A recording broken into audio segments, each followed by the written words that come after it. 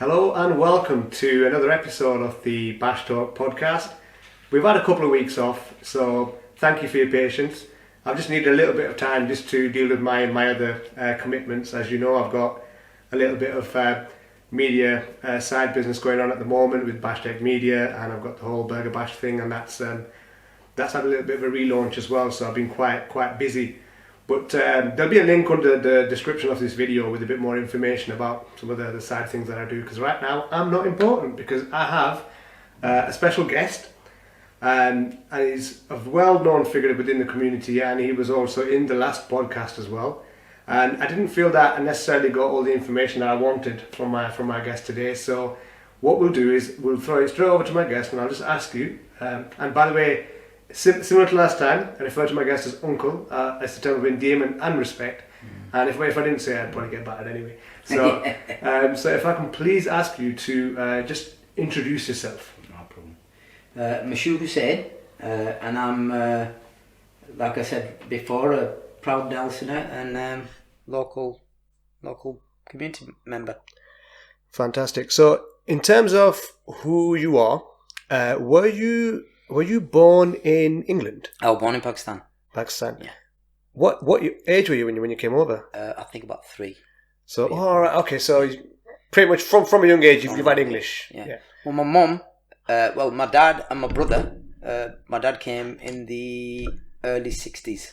Right. He was in Burma in the Second World War. All right. And there was a letter written to him saying, you know, being in the forces, you were in the Jat Regiment, the Punjab Jat Regiment, which was British then. And if you fancy going over to England, you know, for work, you can. So he came over in the early 60s. And then my brother joined him when he was 13. Right. So me and my brother used to live here. Sorry, my dad and my brother. And then me and my mum and my sisters, we followed later. Right. Yeah. I didn't know that. Like, Yeah. Obviously I know a lot of families came over in that way. It was, Right. yeah, So like, late 60s, early 70s, yeah. Like the kind of military connection. Yeah. Wow. And by the way, on the 15th of August this year, they're doing a VE Day, which is Victory in Japan Day. Right. And that was when the war finished in Japan. And because my dad was in Burma, and he had the Burma started, my dad, I'm being invited to the cenotaph in Nelson near the library. Oh, yeah. And I have to wear his medals because he's no longer with us. And they're doing a bit of a celebration, and they're going to read out all the names of all the people from around here who were in the Second World War. So, wow, that's a good one for our Asian, veterans. Yeah, no, that's definitely good, because that's one thing that I think in terms of the Asians, that regardless of what people think of war now, but they had a different reality, and they were prepared to fight and lay down their lives for that. So, mashallah, it's good to see that it's still being represented. Yeah. So, if we go back then, came to the country 3 years old. Yeah. You went through the normal school system. I did. High school, what was the high school at the time for you? Edge End. It was still Edge End? Edge End, yeah. Wow. So it was Marsden Primary. Yeah. And then from there over to Edge End. I didn't realise Edge End had been around that long. Edge End's been there since the 30s, apparently. Wow. I think the name Edge End came into being in the late 60s, as far as I've heard. Right. It was Nelson Technical School. Yeah. And then in the late 60s, early 70s, I think there was a name change. So I went to school, I think it was 78, I started at Edge End. Something like that. I'm not making any age jokes today. I got told off for doing that last time. Not a problem. I'm well into growing old gracefully, so I'm okay. I'm not too bothered with the age thing. Yeah. So in those days, but there was still like Nelson College and stuff like that. There was. Yeah. Yeah. Did you go college? I went to Nelson College after that, and then I went straight into engineering. So we did a year at college. Yeah. And then went straight into engineering. So I worked at a place over in Burnley. Well, I was a plasterer for a year, by the way, plasterer. All right. Because I wanted to build my own house. And then I went into engineering because I couldn't get a mortgage. Right. I got married quite young. Yeah. So in order to get a mortgage, I needed to be more than an apprentice rate. So I started working at a place called Leroyd Packaging over in Burnley, where compound engineering, just behind that Queen Victoria Road. So I did 4 years of my apprenticeship there as a machine tackler, which was mended machines and Yeah. They used to make plastic bags and things like that. So I did 4 years there. Tacklers were on the higher rates, weren't they? They were on the higher rates. Yeah. So because we'd gone through that process and it was like an apprenticeship thing, it was money was a bit better. Cool. And then, so at the time that you grew up and you went through the kind of education system, can you give us an idea of what it was like in terms of race relations? What was it like for you? Was Nelson, because at the moment Nelson, it seems like a fairly even split ethnically. Yeah. But were you like obviously we're minorities, but in the grand scheme of things, but in terms of Nelson as a town, were you like a minority? We were a minority. Right. I grew up in the 80s. So basically, when I was at Marsden, it was called, they call it year 6 now, but it was the final year in primary school. I went to Pakistan because my brother got married. Right. So we travelled over and we stayed for about 8 months, I think. So we had a long stay over in Pakistan. Because when families used to go over to Pakistan at that time, they used to stay for quite a long time. Yeah. And my family used to do the same. We used to stay 8 months, up to a year even. And then when I returned, I was late for the year 7. So I had a place, but I came into school later. And there used to be 250 people in each year group at Edgen at that time. And Edgen was a very good school. And I got into year 7, and because I was late, it took a bit of time for me to settle in. So you used to get the usual, get back on your jam jar and this, that. I think there were about 14 of us in our year group, girls and boys included. But you used to get it. You used to get the whole, being bullied, being chased around, all that kind of stuff those days, Did you find that you had to stick together a lot? You had to stick together and you had to stick up for yourself. That was the two things. So it was, I remember my brother, he was older than me, and he used to say to our school, and I used to say, oh, this happens and that happens, and he used to say, well, just stick up for yourself, stick up for yourself. And he said, oh, always look at the nose. He said, when they bully you, look at the nose and on the nose. They tell you different things just to protect you, because they're so worried about you. And I remember there was one lad who used to, them days, he used to like blow a bubble with their tongue like that and like a spit on people. So he did that for quite a while. So one day in form, I ended up giving him a wallop. So what happened then was, and I think I was, because everybody were around, the teacher were around, so I felt a bit braver. So anyway, I got done and used to be caned those days. So we got caned. My dad came in, and 3 to 4 days later, they were waiting outside, because if you won't know Edgen, you will. Edgen had 2 entrances. There was the front entrance and there was an entrance at the back. So if you lived at that end of town, you used to come through the back gates. Mm-hmm. And they waited for me outside, him and his 2 mates. So they start pushing me around. And as you do, you're shaking. Yeah. But I don't know why that thought came into my head, what my brother had said. So I just butted him on the nose.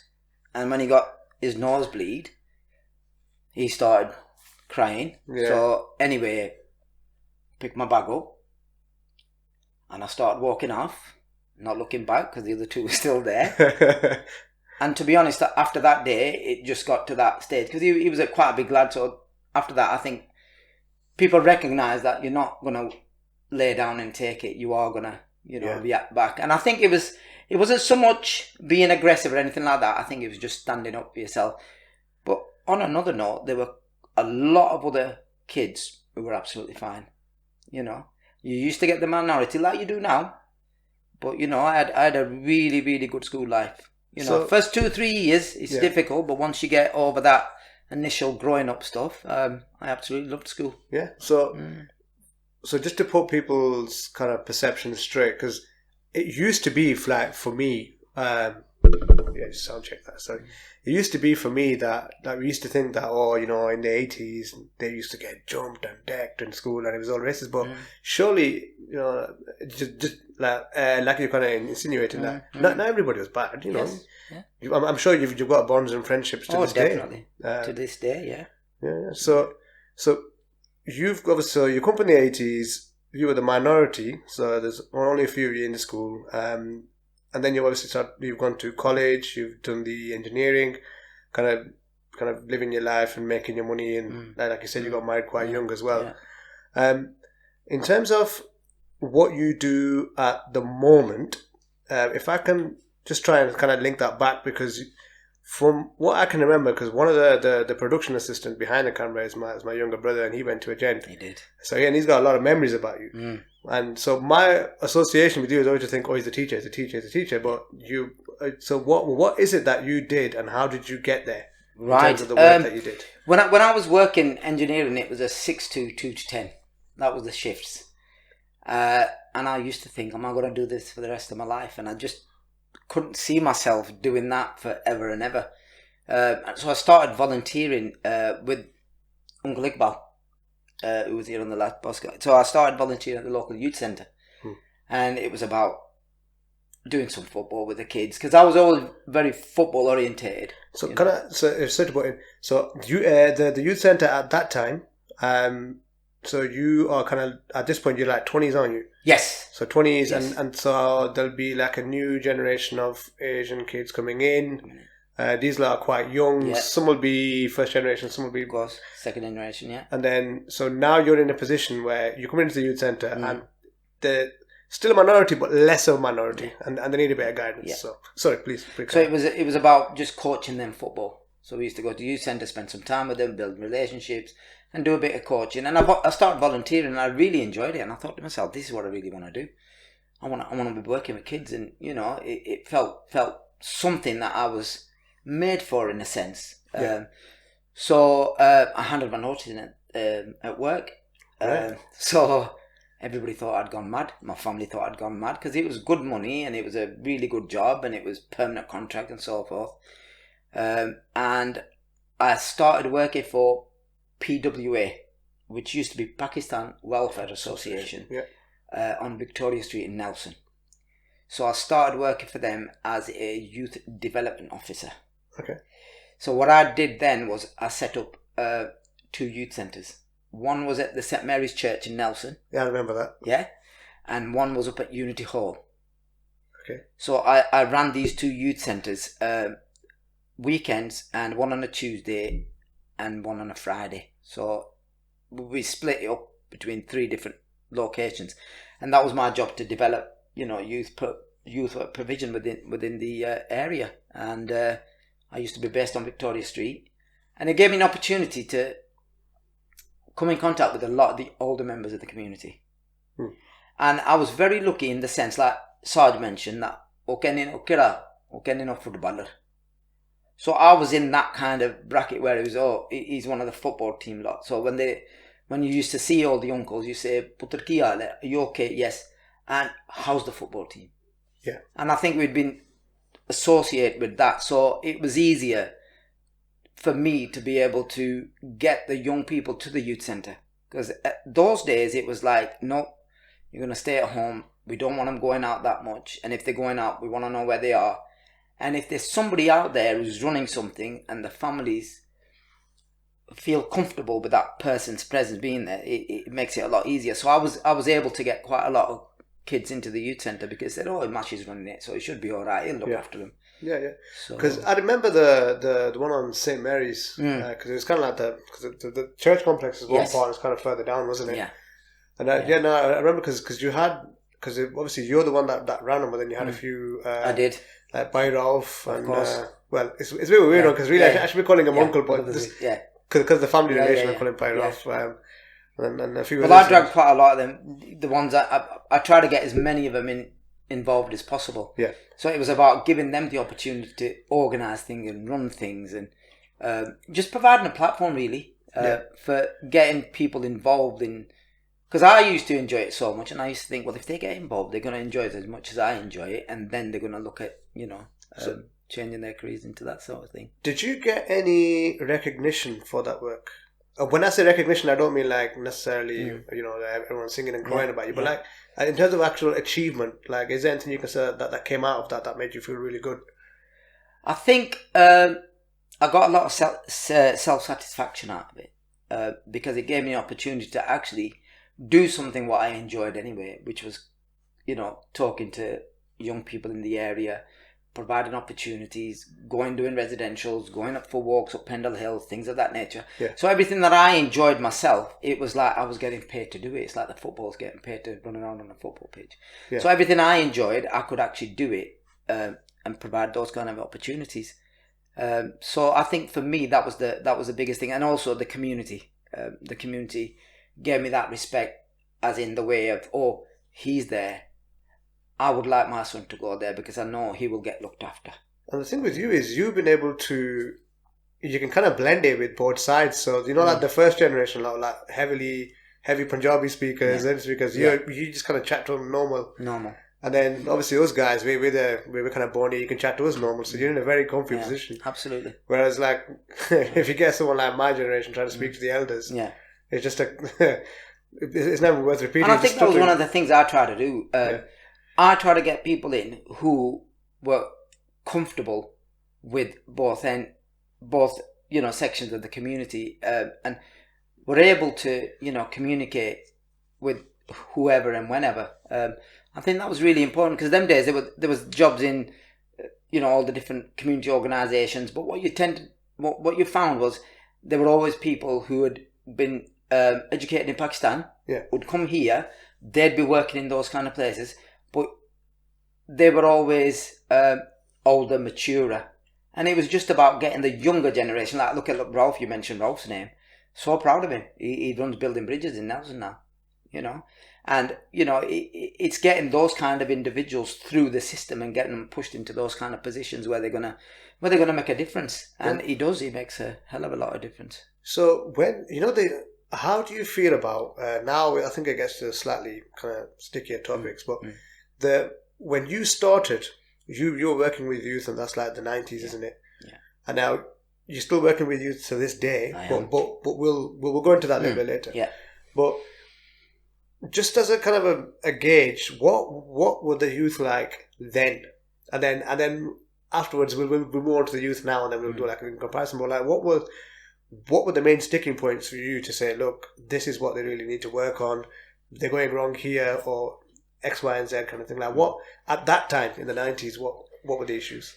I think there was a lot of restrictions, and I mean restrictions from the family in a sense, because some of the girls weren't allowed to go to the college. The marriage age was totally different.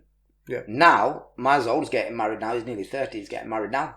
And so are a lot of other young men and women to an extent. But it was like you were 17, 18, 19, 20, 21.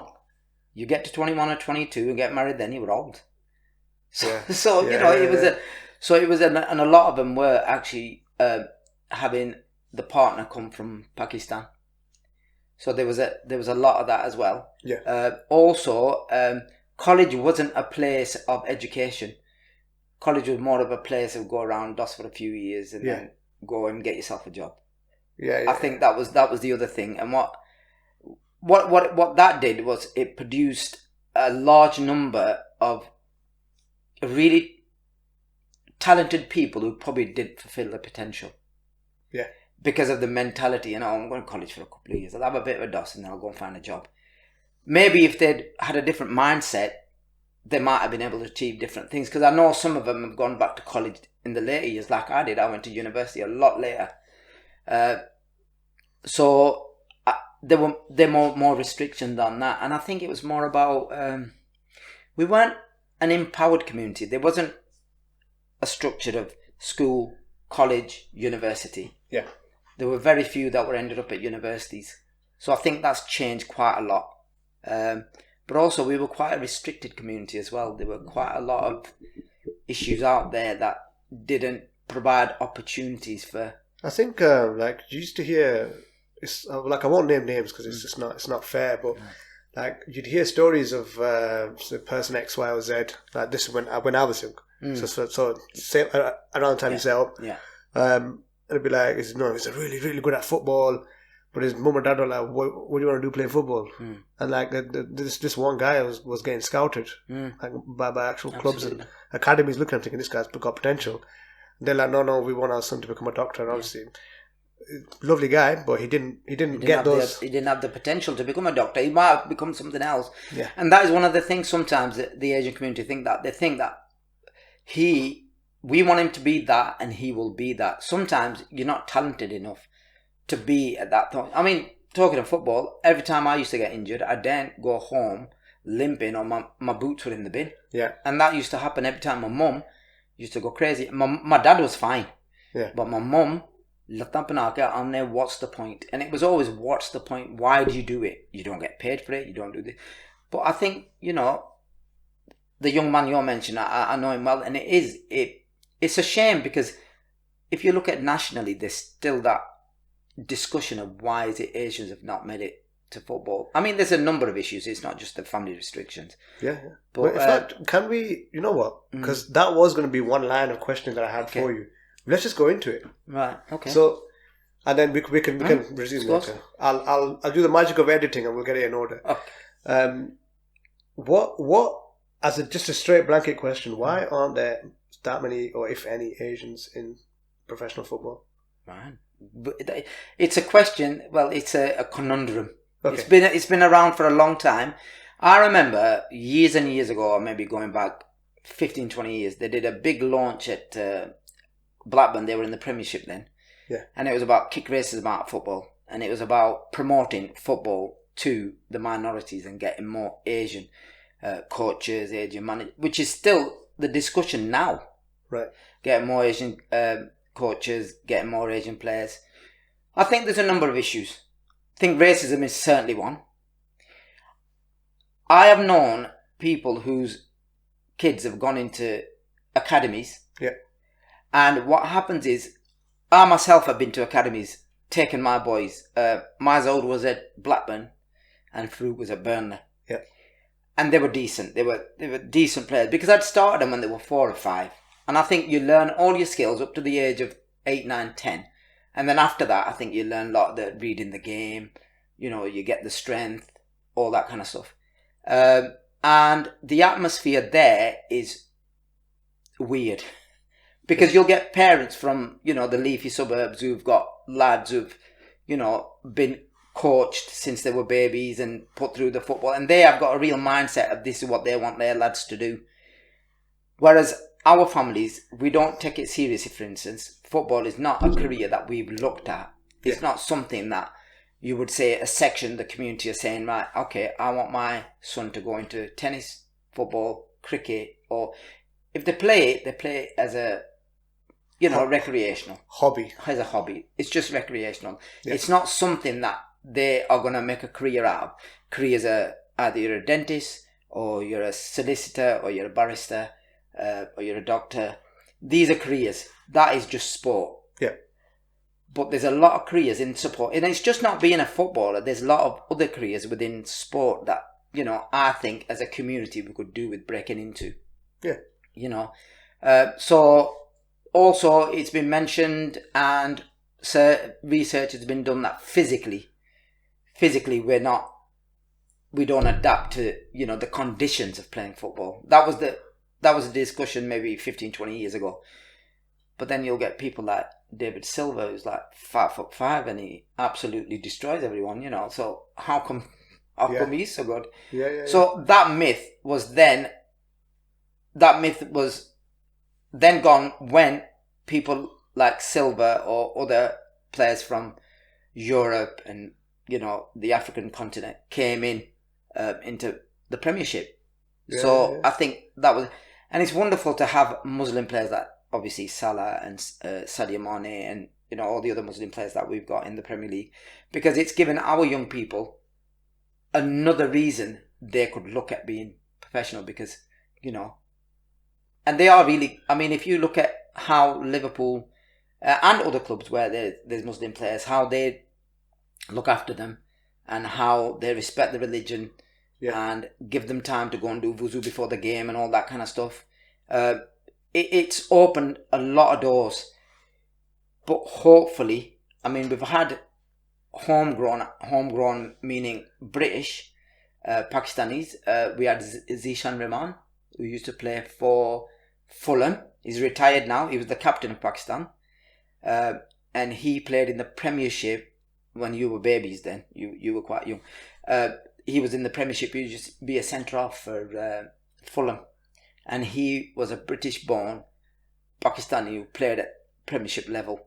So that's probably the only one I can remember who's come. There's quite a lot of others who are semi-pro and knocking on doors now. So there is things happening where, you know, there's an opportunity for our young people to come through. Also, a young man I know in Birmingham is now an agent. So he's a Pakistani lad, and he's an agent. And what he's doing at the moment, he has an academy over in Bristol. Right. But at the moment, what they're doing is they're bringing African players into Portugal, and then from Portugal into Britain through the European citizenship, and then passing them over to clubs. Right. But there is a big push, and he always says to me, why don't you cover the Northwest? Why don't you do something in the Northwest? So there is, you know, scope for, you know, maybe our own Pakistani and Indian people to come through. This is, now I could be way off base. I say this, so I'm hoping you correct me.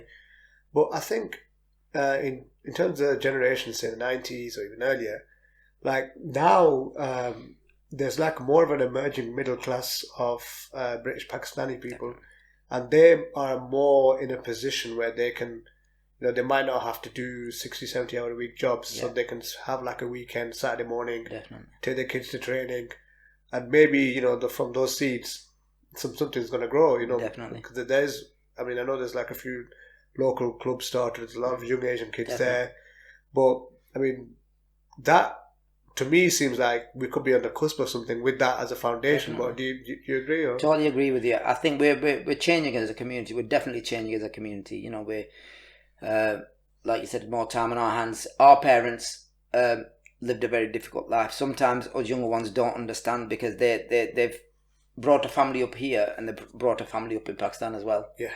You know, so it was very, very hard for those, and they had no choice but to work those hours in order to have that money at the end of the month where they could split it down both sides. So now with you guys growing up and settled in this country, you don't have that, or we don't have that, you know, way of actually sending money to our families in Pakistan, because all of my family's here. Yeah. So there's quite a lot of junior teams that Barrowford Celtic for one, Briarfield, which is brilliant at taking Asian kids into their teams. Now there's Asian coaches. So Teddy off Manchester Road, he was running something with Briarfield, Premo as we call him, Asif. Yeah. He runs a team with Briarfield Celtic. You've got Nelson Football Club. It's owned by a guy from Preston. They've got a junior setup. Yeah. So it's really good to see that, you know, this is starting to, you know, take shape in Saturday mornings, evening trainings. Parents are taking their, and it's not just football, you know, it's a lot of other sports as well. Yeah. It's good to see they're trying to get them into something. I've run up to now, I think, 4 junior teams. The first of my junior teams, they're probably older than you. Choco was one of my. He's a few years older than me. He was one of my first junior team that we ran. So you know, if nothing else, I think 20 in that team. So about 60, 70 who've gone through the system with the junior teams that I've run. But what the problem was then, I used to have a Shogun, and I used to have to fit all 11 into the Shogun in order to take them matches. Because one of the things that I found were parents would not bring them to matches. Would not drop them off, pick them up. So it was really difficult. And, you know, friends like Shadi's a friend of mine lives on the Lombardshire Road, 36 Lombardshire Road, he lives on. Him, a few other friends, Tanzanian people like that, I'd say, Yar, can you do me a favour? Can you be available for some time on a Saturday or a Sunday just to give me and they used to help me out with the junior team. So it was, you know, it was me using up my own favours in order to, you know, run the football. Yeah. So things have changed from that now. And, you know, things have moved on. Yeah, because it's gone from... Because I appreciate for the viewers and listeners, we do use some Punjabi terms, but it's like... You just imagine the parents like Magru just give Mash the kids, and then he'll just look after them. Daddy daycare. I remember they used to say, I used to say, well, you know, can you drop them off at such time? And then one lala of mine, he dropped him off and he said, "Oh, yeah, you know, when you finish, can you drop him off at home?" And I didn't have the heart to say no, because, you know, I had that kind of thing, but I thought that's now getting a bit too much, because it was like, you know, after the game, you want to be getting him away and getting home as soon as you can. So you know, it's a difficult one. But yeah, things are changing now, which is good to see. Yeah, I think a lot of it is just down to, you know what, it's a bit unfair if I just say it's the generation of the parent, but it's not necessarily that, because I have some involvement in a particular sport, the wrestling side of things, and there were kids that used to come through, and regardless of where their parents were from, there were some parents that were just invested. Yeah. They were more concerned with like kind of coming to the class, paying attention to the class. Yeah. The kid, if the child was throwing a bit of a strop, they'd be involved. Yeah. Whereas we still have some parents that are more than happy to just throw the kids and say, right, get upstairs, get into the class. We're gonna go home and, I don't know, read the paper or something for about an hour. We're gonna come back and pick you up. No investment, but it's always gonna be like that. It is always gonna be like that. I mean, you'll get the odd ones. You'll get a dad coming up and saying, "Yeah, my lad, oh, I'm sick of him. He's doing this, that, and the other, and everything, and I can't." And get him into football. Get him into football. Get him sorted out, this, that, and the other. And I'll say, "How old is he?"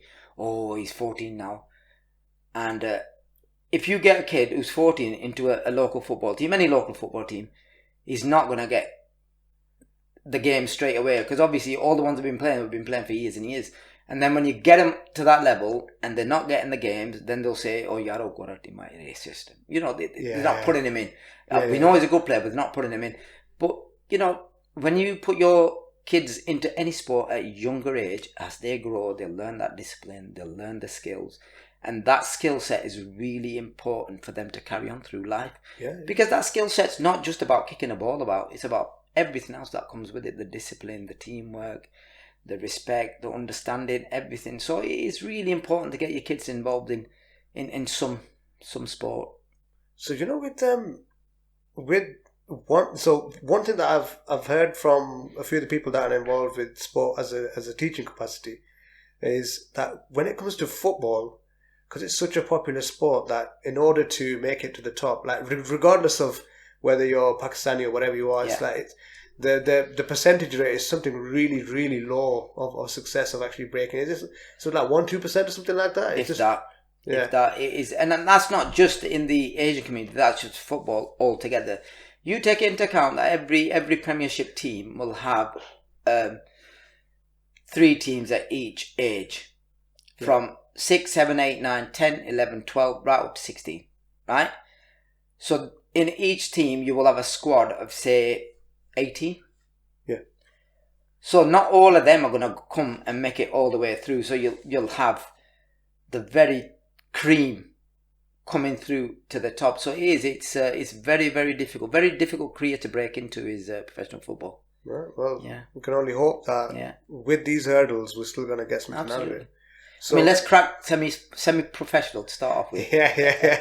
Because we play in the Sunday Premier at the moment, which is getting smaller and smaller, because teams are packing up, you know, all the other. And we're a men's side, we're over 16s, and this year, hopefully, inshallah, we'll want to go into the Premiership, win it. That's what I would like to do, like every year, and then look at something like East Lancashire League, which is a better standard, better pitches, and it'll give us a bit more of a challenge.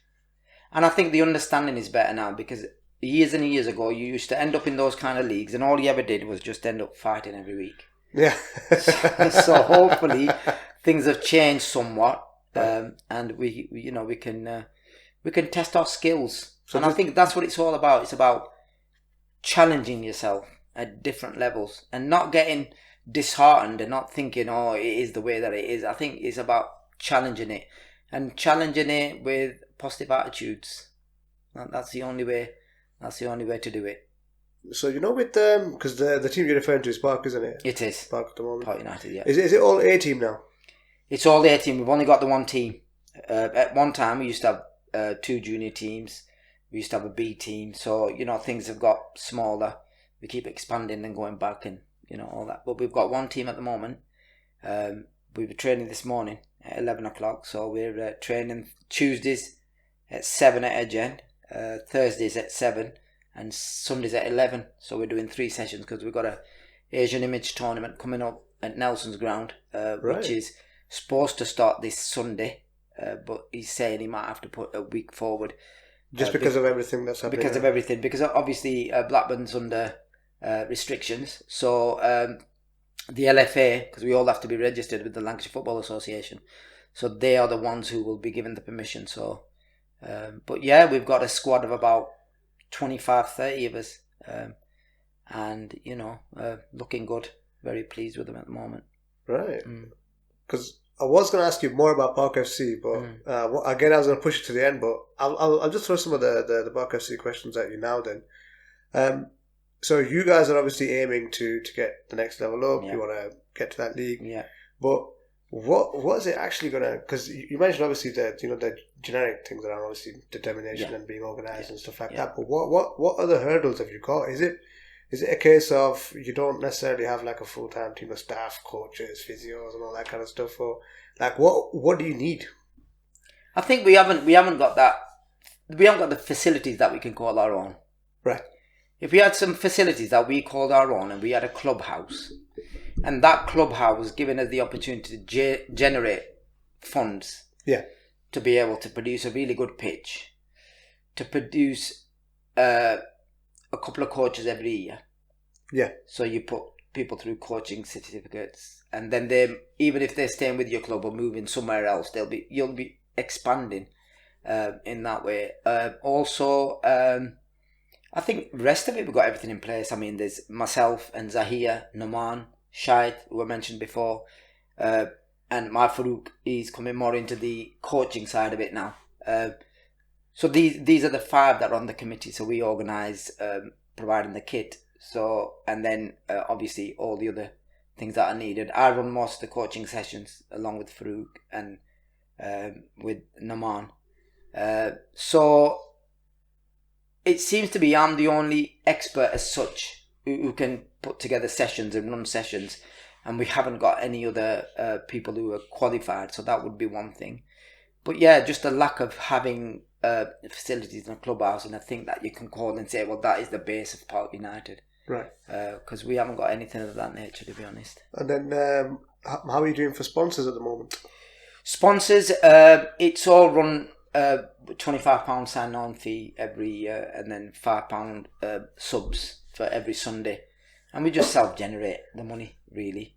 Last year it was we got a sponsorship from KF's takeaway, what Farouk had opened, so they sponsored our shirts last year. That was nice. We've had stuff from Santa's. Ishi gave us some tracky tops that we're still using, and we just, if we feel we need a new kit, we'll probably go to somebody in the community and say, provide a new kit. Oh yes, of course, Aussie Usman Malik used to be he's an ex-player as well, the dentist on Readiford Road. He provided us with the kit as well.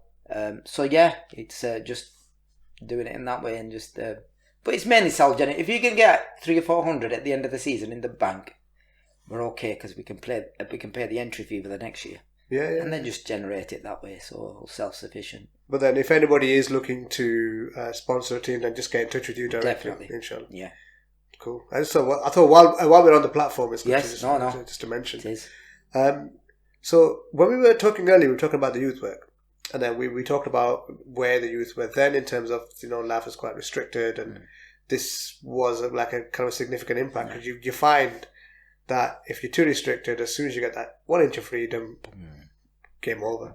And it's kind of hard to pull that person back in, isn't it? Yeah. But now let's take it to the present day. So you still work in some kind of youth capacity now, don't you? I do. I'm the youth and community manager over at Marsden Heights Secondary School, what used to be Edgen and Mansfield. Right. They came together. And we're very fortunate, very forward-thinking senior leadership team who feel that, they need to invest in a team of people. There's 4 of us at the moment.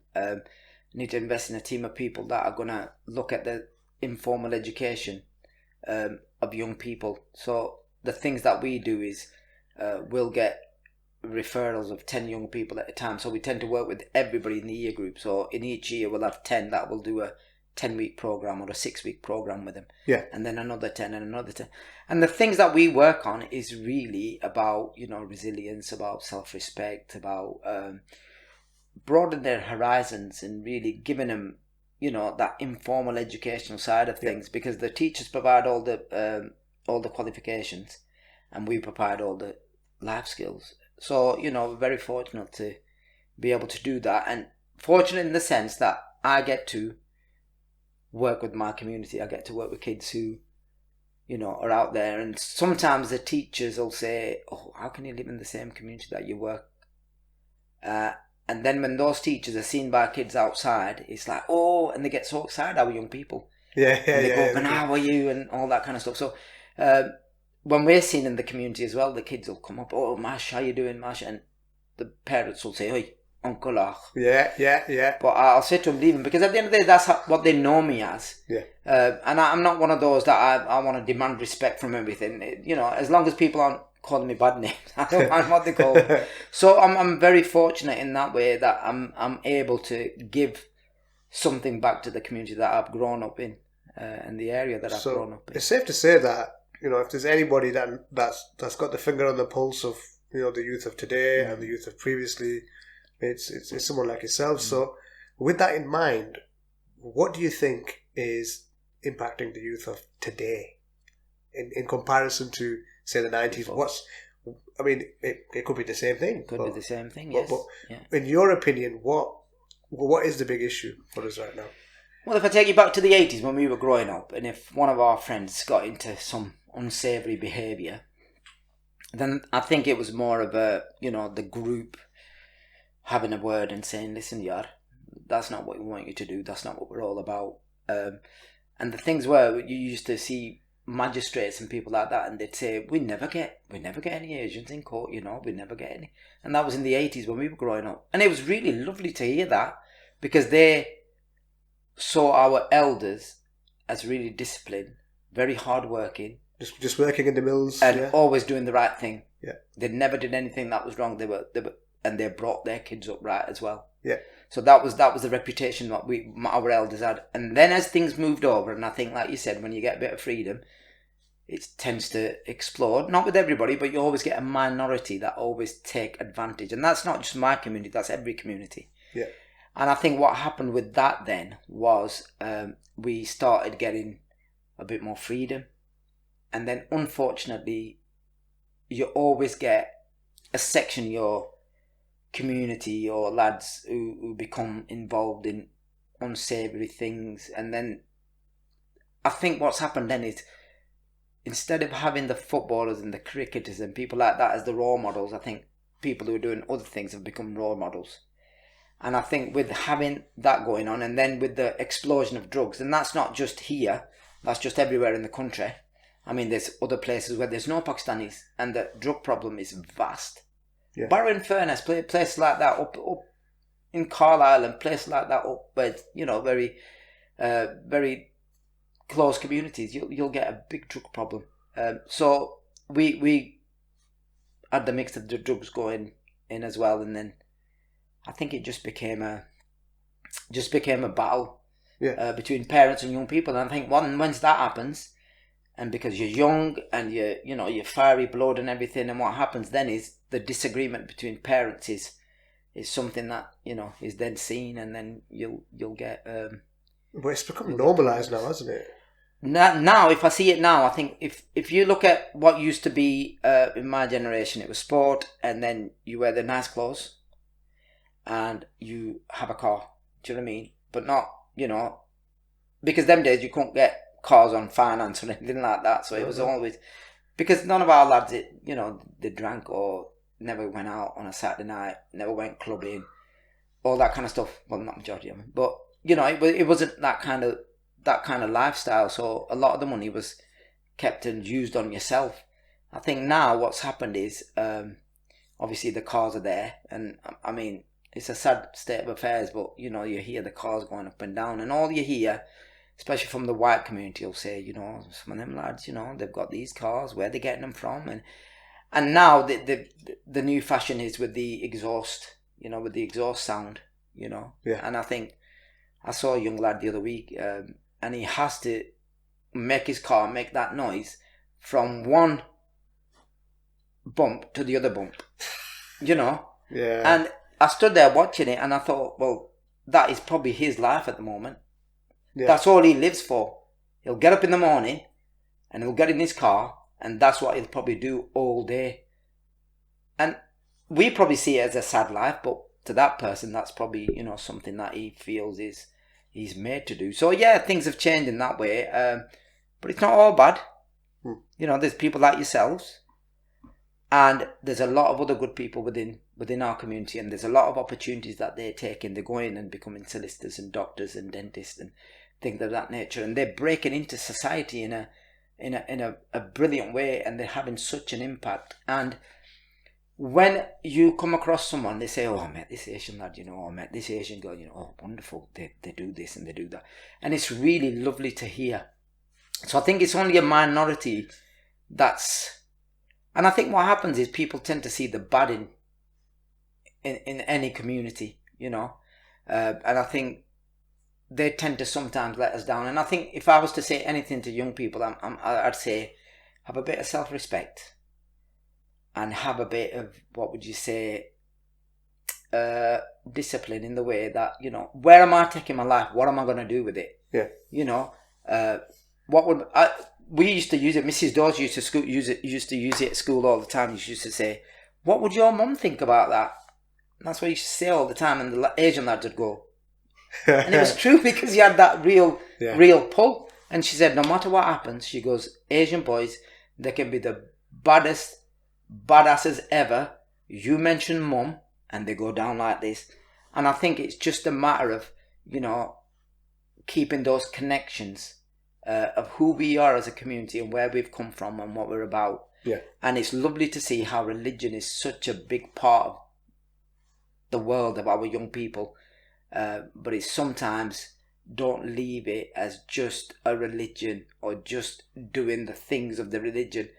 Practice it in everyday life as well. You know, the discipline and how you deal with people and how you talk to people. It's not what you look like, it's what you are inside. And I think that's really important to remember. You know, if anything, you know, look at the life of the Prophet and how they lived it. I was watching something the other day about Muhammad Ali, and he was being interviewed by Parkinson. Parkinson, yeah. And quite an old interview. And he asked him a question and he broke into that and he said, did you know how hot the fire of hell is? And he said, I just keep that thought in my head of how hot the fire of hell would be. And that's why I do all the right things, because I want to save myself from that. Yeah. And he goes, every time the Shaitan says something to me or I'm thinking of doing something, he said, that's all I remember. And it guides me all through my life. And, you know, such a personality and such a wonderful person, but he was so humble and so honest. And it's about humility and it's about being honest. Yeah. And it's about doing the wrong things and about having discipline and having a bit of izzat together to sharm, that kind of stuff that we pride ourselves as Pakistanis, because we're a wonderful race, you know. Because look at how, if anybody comes to our house, how open we are, how, you know, wonderful we treat people, and, you know, we're sometimes just seen as, oh, you know, they do this and they do that. So I think it's just representing your family and representing your race, and which is a hard thing to do. Why should we have to do that? But we have to. We live in a, you know, a country that is not, you know, a Muslim country. It's a country that the Italians live in and the Indians live in, the Sikhs live in, the Pakistanis live in, the Muslims live in. It's still, you know, a British Christian country. You know, we are a community, and I think the more we can do to bring all the communities together and respect each other, I think that's the best way forward. I think, would you, because this is something that when we spoke even prior to the filming of the last episode, we were kind of chatting because you came earlier, didn't you? I did. We were chatting away while we were waiting for the others, and I specifically remember you saying that Nelson isn't all that bad, because unfortunately Nelson it's kind of earning a reputation of being quote unquote bad. But when I'm taking a step back, look at the bigger picture. Like, obviously I've got the podcast and I'm inviting people on from the local area. There's a lot of people that are quite successful, And successful doesn't mean you have to be some high flying, 200k a year guy. Just someone just gets on and actually contributes. And I think there's more of that than people are kind of almost prepared to admit. And it always feels like a lot of the stuff they say about Nelson is just hype. It is hype. I mean, you look at the quality of life of Pakistanis in Nelson. You know, they live in lovely houses. It's a lovely community. I think the terrace housing is mainly people who've just landed from Spain and Italy and all that kind of stuff. A lot of your generation and people like that have all moved into, different really nice locations. And it's about the life they lead. Yeah. It's about every day. They have good jobs. They're bringing the kids up in a really lovely way. They're looking after parents. All that kind of stuff. So, yeah, we tend to forget about those kind of, young people and individuals within our community. And then we only see the ones that are racing up and down the main road, or the ones who are getting into, scrapes, or the ones who are portraying unsavoury behaviours and things like that. And we tend to forget about everything. You look at the percentage of 30,000 Pakistanis within Nelson. Yeah. You look at that, that's a vast number. That's not just a small number. And within that, I think everybody, if I was to say, think of some people in your head who you think are the ones that are high flyers, or the ones that are negative role models or positive role models, or this, that, and the other. I think everybody knows, those people in their heads. Yeah. So those people who are doing it know it in their heads, whether they're a positive role model or a negative role model. And all you can do is the best that you can do, because we're not here forever. Yeah. And if you can leave a bit of a legacy about what that person, or legend, they did this, they did that. That's how people remember you, or they'll remember you with the other words, So it's whatever you can leave behind. And I see sometimes, I'll meet the older Paak United players, and I'll talk to their kids, and you can tell they've got a real sense of pride about the dad in them. And I say, oh, your dad, he used to head the ball from the penalty box, and he used to land in there, and you can tell they go like this because they think, oh, my old man was something special. Yeah. And I think it's that kind of pride they have in their parents, and it's good to give your kids that sort of pride. So what's somebody who's not doing anything that's nice? What are people going to say? Oh, your dad, when he was younger, this is what he used to do. And what sort of pride is he going to feel? Because you're bringing up kids, you're going to have kids, and your kids are going to have to. Like, if I did all the wrong things, my lads would really suffer, because everybody say, oh, they're dead. So you've got to think of it that way sometimes, about what are you going to leave behind, So that's really important to link. But when you're young, obviously, you don't really think of these things, and it's up to people who are in the community who can just remind people and just put a bit of a thought in their head and say, well, I never thought of that, Just keep them in check. There, absolutely.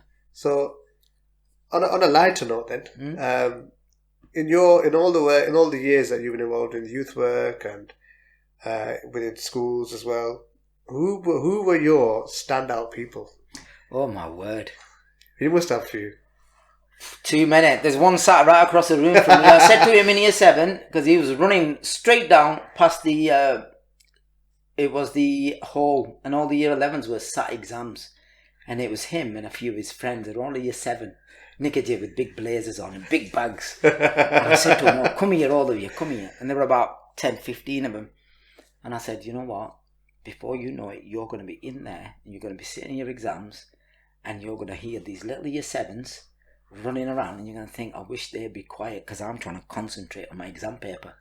And he remembers it still to this day, But there's been too many to mention. There's been some wonderful young people, and I'm so blessed to spend that 5 years with them as they've been growing up and going through school. And whenever I see them, we'll stand and have a chat. And but there's quite a lot of them. One of the lads you mentioned, who was a footballer, God rest his soul. He was because he was one of my footballers. So I remember him. Rizzy, he was one of my cricketers. Rizzy's dad, God rest his soul, passed away recently. He was so it's mainly all the sports lads, who I remember the most, because I ran the cricket teams and the football teams and things like that, and after school stuff. We'd always be doing something after school, and if I wasn't up for it because I were a bit tired, they would sit there until I said, all right, then I'll open the gym, you go in. So yeah. I think it was they knew that if if they wanted to do something, they could always come to me and say, can we do this? And it was never a no. It was always a we'll see. If it was a no, it'd be a we'll see, and I'd try to swing things to make it happen, because it was all about, if they wanted something, what can I do in order to provide that for them? You know, whether it be football, cricket, or staying behind after school, or, you know, going on a residential, or going and doing some activities at school, whatever. Okay. Just providing those opportunities. So, you've got a title as well now, haven't you? Title. Oh, yes. So, yes. Do you want to give the full explanation and the title, just for the benefit of the viewers? So, well, it all started, it was, I think I got it about 3 years ago. What happened was, we found that in community work, there were quite a lot of people that were doing community work. But because they'd gone and fallen into community work, they weren't necessarily getting the same money as the people who were qualified. So they do just as an important job, but they weren't getting the same sort of money because obviously they didn't have the qualifications. So I used to do a lot of work with UCLan, University of Central Lancashire. So what we used to do when all hours, year 11 used to turn 16, we used to put them through a program of volunteering. So whether they stayed at school, working with the year 7s or 8s, running football sessions or mentoring sessions, or going and doing some voluntary work in the community, would give them volunteer hours. So they could have 25, 50 or 100 volunteer hours. Okay. So they would actually get a certificate. So this went on through UCLan, and there's a lady there, Ellie Mellin, and we then decided to put a degree together, and it was called the Community Leadership Degree. And because I'd gone to university late, so I'd gone to engineering and then gone doing voluntary within a youth centre, and thought to myself, this is what I really want to do. And then I ended up going back to university to do my qualification in youth work. So we then provided those people with an opportunity to go into university. So if a lot of them didn't have any other qualifications, so they would actually go into university and have an interview, and then they'd put them on they'd put them on like a certificate, and then get them to a BA Honours.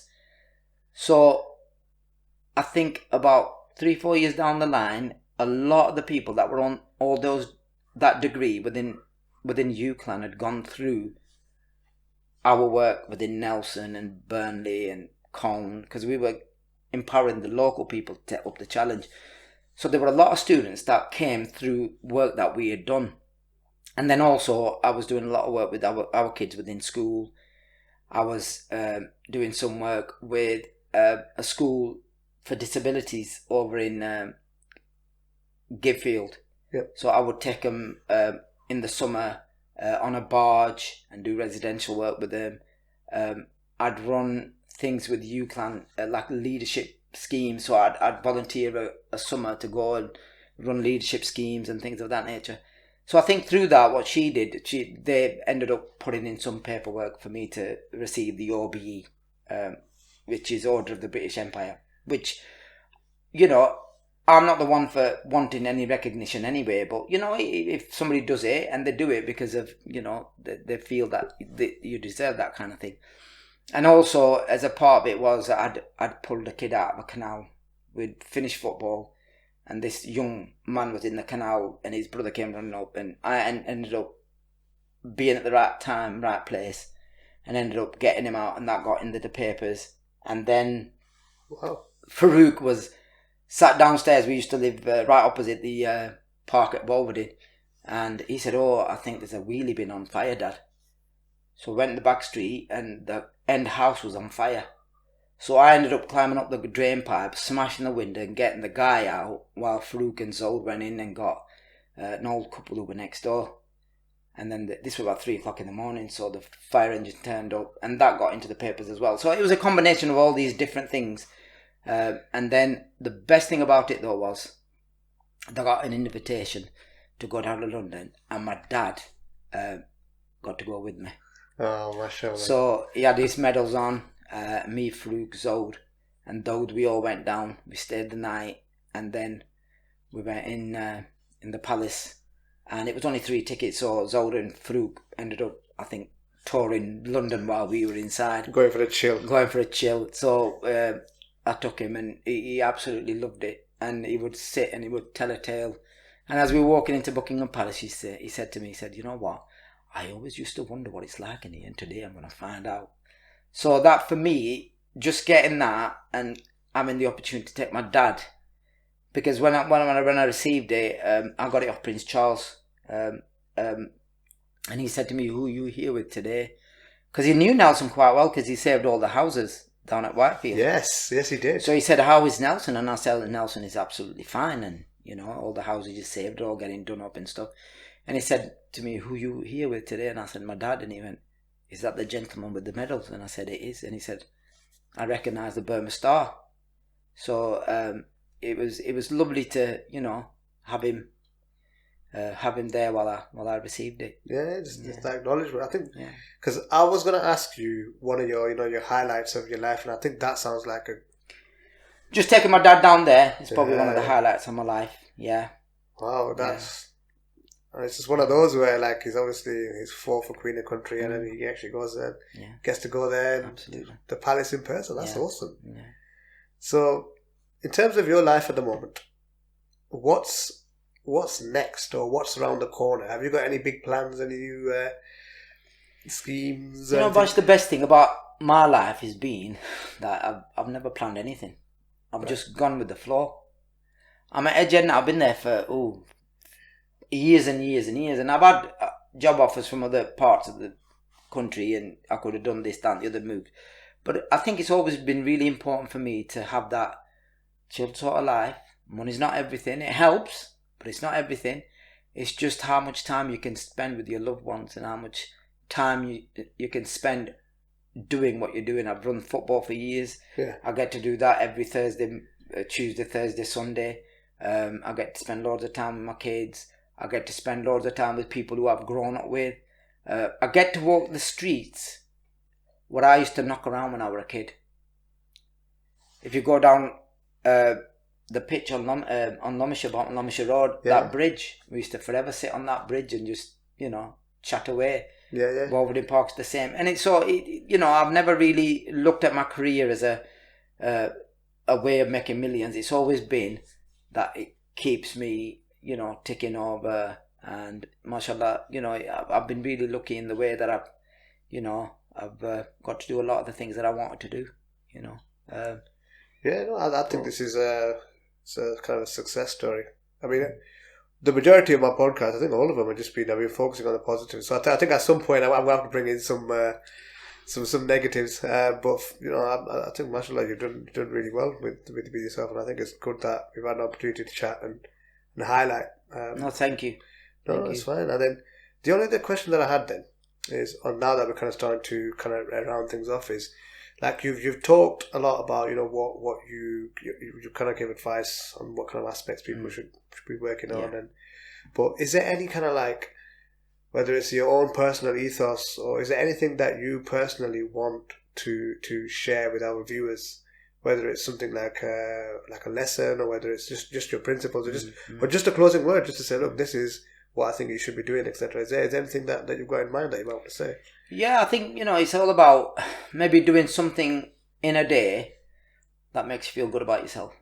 That would be something, that would be a start. Yeah. So do something every day that makes you feel really good, and leaving a legacy. It's all about leaving something behind. And for people, when you've gone, people to remember you with a smile on their face, and saying, they were a nice person, or that kind of thing. So I'm not a very complicated person, to be honest. I'm a very, very simple sort of person, and my philosophy is quite simple. Okay. Give respect to get respect. Be nice to people; they'll be nice to you. People mirror the image. If I was to poke you in the eye, you'd probably kick me in the shin. It's as simple as that. So if you're nice to people, people will be nice to you in return. And I think the human nature is such that we're just, we're not nasty beings. Yeah. We're nice beings, so smile a lot, and, relax a lot, and, spend time with your loved ones, and do as many good things as you can, because they'll make you feel better. They'll make you feel really good. So, okay. Before I close off, there's one last thing. So I know I keep saying, I've got a question, but I think it might be more of an important one because some of my viewers are at the age where they've got kids like 3-4 years old, maybe a little bit older. And a lot of them based in this local Pendle area. I really need to start branching out. But if they want to get their kids involved in football, what's a good avenue and a path that you can recommend? I think get in touch with us, definitely. We've got some good links with the local teams. And I think even if it's not football, do something. Get them into something.